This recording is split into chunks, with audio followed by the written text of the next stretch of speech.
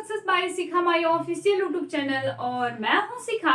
आज मैं आपको बताऊंगी एसबीआई पीओ में सिलेबस क्या है, उसके बाद से है क्वेश्चन का पैटर्न क्या होता है, कितने मार्क्स का कौन सा क्वेश्चन रहता है, इन सब के बारे में हम लोग बात करने वाले हैं। मैं आपको बताने वाली हूँ इन सब के बारे में। तो एसबीआई पीओ देखते हैं कि क्या कितने मार्क्स का रहता है एसबीआई पीओ। सबसे पहले तो लोग के दिमाग में ये आता है कि इसका एग्जाम जो है ये इंग्लिश में होता है या हिंदी में होता है। तो मैं आपको बता दूं कि इसका पेपर जो है इंग्लिश और हिंदी दोनों में होता है। लेकिन जो है इंग्लिश का जो सेक्शन है वो इंग्लिश में ही होगा। बाकी अगर ग्रामीण बैंक का अगर आप पेपर दे रहे हैं तो उसमें जो है जो लैंग्वेज का पेपर होता है वो आप इंग्लिश या हिंदी किसी में भी दे सकते हैं। लेकिन इसमें ऐसा नहीं है, आपका इंग्लिश का पेपर इंग्लिश में और बाकी मैथ और रीजनिंग जो है वो आपका हिंदी में भी मिल जाता है। आपको लैंग्वेज सेलेक्ट करने होते हैं। उसके बाद हम लोग बात करें कि इसका जो है कितने फेज में पेपर होता है। तो इसमें होता है एक प्रीलिम्स, उसके बाद होता है मेंस और मेंस के साथ जो है इसमें मेंस में ही आ जाता है, लेकिन मैं आपको बता दे रही इसको बोलते हैं डिस्क्रिप्टिव। तो डिस्क्रिप्टिव जो है ये टोटल आपका होता है 50 मार्क्स का। जैसे ही आपका मेंस का पेपर कंप्लीट होगा तुरंत उसी सिस्टम पे जो है एक और चीज, एक सेक्शन खुलेगा जिसमें आपको एक एस्से लिखना रहेगा कीबोर्ड से और उसके बाद एक लेटर राइटिंग लिखना रहेगा। और एस्से कैसा होता है इसमें अब मैं जब प्री के बाद मेंस पे डिस्कस करूंगी तब मैं आपको बताऊंगी। आप लोग पूरा वीडियो जरूर देखिएगा। उसके बाद जो होगा सेक्शन वो आपका होगा जीडी और इंटरव्यू।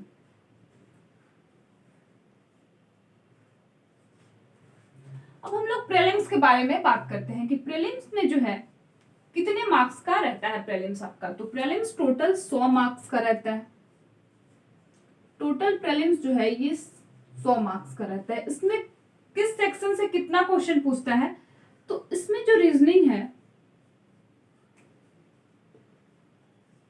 रीजनिंग से आपका क्वेश्चन पूछता है 35 मार्क्स का और टाइम कितना आपको मिलता है, तो ये मिलता है 20 मिनट। और मैथ से कितना क्वेश्चन पूछता है, तो ये आपका 35 क्वेश्चन पूछता है और इसमें भी टाइम जो है आपका 20 मिनट। और इंग्लिश से जो है इंग्लिश से भी आपको 30 क्वेश्चन पूछता है और 20 मिनट का। अब इसमें हम लोग बात करें, अगर आप हिंदी में ये सेक्शन खोलते हैं तो आपको वहां रीजनिंग लिखा हुआ नहीं मिलेगा, वहां पे आपको लिखा हुआ मिलेगा तार्किक अभिक्षमता। तो इसको आप लोग ध्यान में रखिएगा कि रीजनिंग को जो है हिंदी में बोलते हैं तार्किक अभिक्षमता और मैथ्स भी इंग्लिश में भी यहाँ पे मैथ्स नहीं लिखा रहेगा, क्वांटिटेटिव एप्टीट्यूड लिखा रहेगा। और हिंदी में इसको बोलते हैं मात्रात्मक अभियोग्यता। और इंग्लिश का तो इंग्लिश में इंग्लिश लिखा रहेगा और हिंदी में अंग्रेजी लिखा रहेगा। तो इतना तो हम लोग प्रीलिम्स के बारे में देखे। अगर सिलेबस की बात की जाए, मैं सिलेबस लिखूंगी तो यहाँ पे बहुत टाइम लग जाएगा। सिलेबस की बात की जाए तो रीजनिंग में आपको सबसे ज्यादा अगर किसी चीज पे फोकस करना है तो वो आपका है पजल सेक्शन, क्योंकि ये इसमें जो है 35 नंबर में आपको 15 नंबर तो पजल देने वाला है। उसके बाद 5 नंबर जो है इनइक्वालिटी का आता है। उसके बाद आपसे डाटा सफिशिएंसी जो होता है इसमें उससे भी क्वेश्चन पूछ सकता है और सिलोजिज्म से क्वेश्चन रहता है, ब्लड रिलेशन से रहेगा, डायरेक्शन डिस्टेंस से भी क्वेश्चन रहता है। अगर मैथ्स की बात की जाए तो मैथ्स में भी जो है 10 से 15 नंबर का वेटेज जो होता है वो डीआई का होता है। और डीआई के बाद 10 नंबर क्वेश्चन अर्थमेटिक का रहता है। तो अर्थमेटिक में कौन कौन सा मतलब ज्यादा देखा जाता है कि वहीं से क्वेश्चन रहता है। प्रॉफिट लॉस परसेंटेज, उसके बाद boat and stream, time and work, SI CI simple interest and compound interest.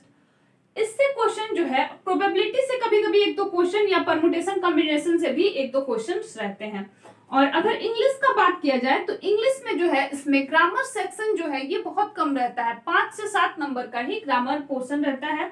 और उसके बाद इसमें सबसे ज्यादा क्या रहता है, तो पैसेज आपको देखने के लिए मिलेगा, क्लोज टेस्ट मिलेगा, फीलर मिलेगा, पाराजंबल से क्वेश्चन रहता है। और ऐसे में अगर ग्रामर की बात की जाए, ग्रामर कभी कभी 10 मार्क्स का भी इसमें आया है, तो फ्रेज रिप्लेसमेंट या फिर आपको एरर डिटेक्शन से क्वेश्चन देखने के लिए मिल जाते हैं।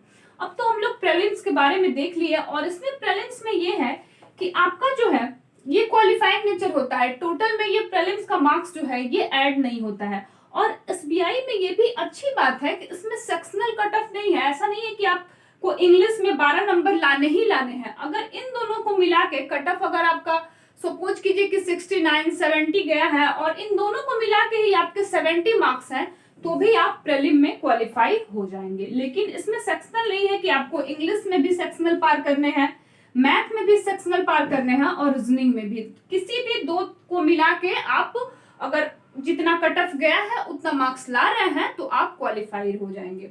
अब हम लोग बात करेंगे मेंस के बारे में कि मेंस का जो है ये क्या क्या सिलेबस है।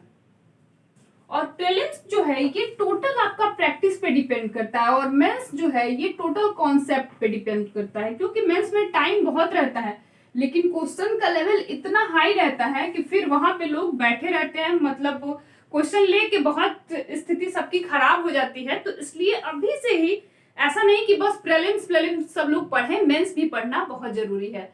इसमें जो है रीजनिंग से कितना क्वेश्चन रहता है आपका,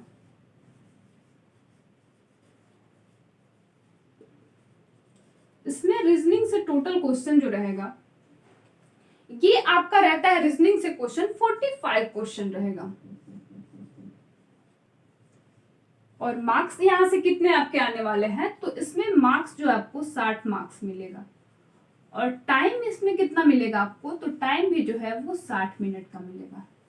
अब हम लोग बात करते हैं कि मैथ में आपको डीआई ज्यादा देता है, और जो सिलेबस है उसमें भी लिखा हुआ है डेटा एनालाइज। तो ये कितने मार्क्स का रहता है, तो डीआई अगर डेटा एनालाइज की बात की जाए,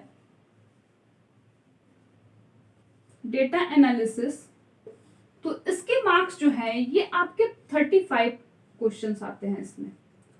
और इसका जो टोटल मार्क्स कितना है, तो इसमें भी जो टोटल 60 मार्क्स हैं। और अगर आपका टाइम की बात की जाए, तो टाइम इसमें जो है इससे कम है, इसमें 45 मिनट का जो है आपको टाइम मिलता है टोटल।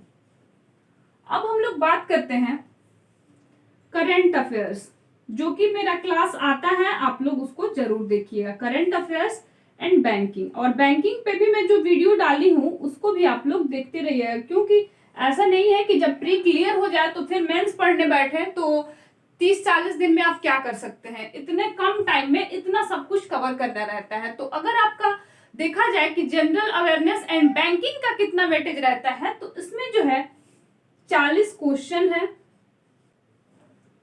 मार्क्स कितने आते हैं इसमें, तो 40 मार्क्स के हैं। और टोटल अगर टाइम की बात की जाए कि इसमें आपको टाइम जो है कितना मिलता है, तो टाइम आपको 35 मिनट का मिलता है। अब बात करते हैं इंग्लिश का।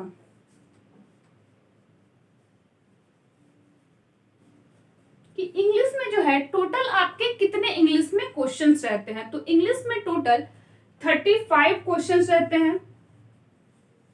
और 35 क्वेश्चन पे आपको मार्क्स कितने मिलने वाले हैं इंग्लिश में, तो ये 40 मार्क्स मिलने वाले हैं। और टाइम भी आपको 40 मिनट का ही मिलता है। लेकिन इंग्लिश में जो है ये जो है डिस्क्रिप्टिव पेपर जो है, ये इंग्लिश का यहाँ तो आपको 35 क्वेश्चन है, 40 मार्क्स मिल रहे हैं, लेकिन यहाँ पे आपको यहाँ 50 मार्क्स मिलने वाले हैं। और इसमें क्या आपको प्रिपेयर करना रहता है, तो एक एसे और एक लेटर राइटिंग, जो कि आपको डेली, अगर आपका टाइपिंग स्पीड सही नहीं है, इसमें टाइपिंग स्पीड भी आपको सही करना पड़ेगा। उसके बाद जितना डेली जो है द हिंदू, फाइनेंशियल एक्सप्रेस या इंडियन एक्सप्रेस, कोई भी फिनेंस का न्यूज है, उसको आप लोग जरूर ध्यान में रखिएगा, क्योंकि ये करंट से ही क्वेश्चन पूछता है। ऐसे आपको करंट से ही रहेगा, ऐसा नहीं है कि कुछ पुराना सा दे दिया। पिछले बार तो लग रहा है विमेन एम्पावरमेंट इस टाइप का जो है, या अभी बैड बैंक के बारे में आया था, इन सब टॉपिक को आप लोग अच्छे से प्रिपेयर रखिएगा। और जो राइटिंग एसे लेटर आता है वो मतलब मैनेजर के पास लिखना रहेगा या आपका नगर पालिका के पास लिखना रहेगा, इस टाइप का इसमें एसे राइटिंग आता है। तो इतना तो हम लोग देख लिए। और इसमें भी वही होगा जो मैंने प्रीलिम्स का आपको बताया, उसी का लेवल थोड़ा सा क्या बहुत हाई प्रीलिम्स से इसका लेवल रहता है, रीजनिंग का भी या मैथ्स का, बैंकिंग का और इंग्लिश का। तो इसमें अगर आप ये सेक्शन बहुत अच्छा करके चलते हो तो फिर ये टफ भी आया तो भी आप जो है एग्जाम अच्छे से क्लियर कर पाएंगे। अब बात करते हैं जीडी और इंटरव्यू को। तो इंटरव्यू जो टोटल है आपका 30 मार्क्स का रहता है और जीडी जो है ये 20 मार्क्स का रहता है। टोटल यहाँ से आपको 50 नंबर मिलते हैं।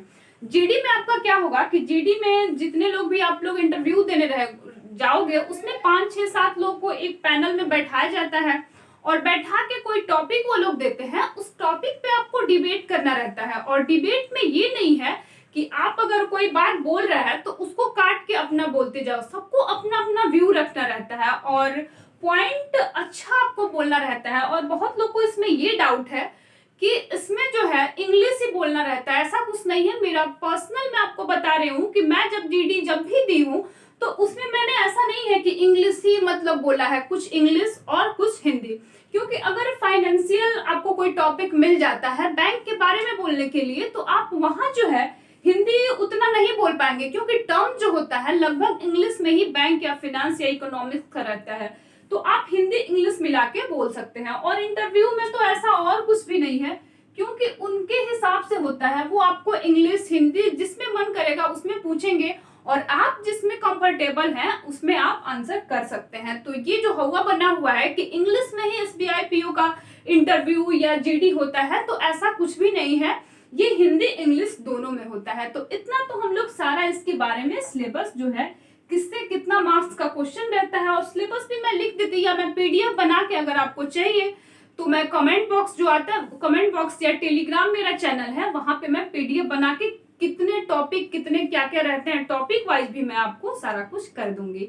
तो कैसा लगा मेरा ये कंटेंट आप लोग कमेंट बॉक्स में जरूर बताइए। इसमें कंटेंट तो कुछ नहीं है लेकिन इंफॉर्मेशन बहुत ज्यादा है, क्योंकि आप प्रिपरेशन करते हैं लेकिन आपको ये नहीं पता रहता है कि रीजनिंग से कितने क्वेश्चन आते हैं, बैंकिंग अवेयरनेस से कितने आते हैं। तो ये सब चीज भी जानना बहुत जरूरी है। तो इसको इंफॉर्मेटिव बोल सकते हैं। अगर ये इंफॉर्मेशन मेरा आपको अच्छा लगे तो फिर चैनल को लाइक शेयर सब्सक्राइब जरूर कर दीजिएगा और एसबीआई पीओ के लिए जो है बहुत अच्छे से पढ़ाई कीजिएगा, तो फिर ये एग्जाम पक्का से क्लियर आपका होगा। तो थैंक यू, आज के लिए इतना ही।